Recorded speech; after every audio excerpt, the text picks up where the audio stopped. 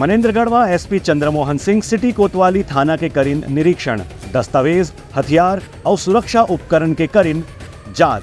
मनेन्द्रगढ़ चिरमिरी भरतपुर जिला के पुलिस अधीक्षक चंद्रमोहन सिंह वार्षिक निरीक्षण करे आज मनेन्द्रगढ़ पुलिस सिटी कोतवाली में पहुंची। इस मौका में थाना के सभी स्टाफ से भी वह चर्चा करी। पुलिस अधीक्षक चंद्रमोहन सिंह ने वर्ष 2023 के वार्षिक निरीक्षण के दौरान थाना में मौजूद दस्तावेज, हथियार, म्युनिसिपल जब्ती के सामान के भी निरीक्षण करेगी।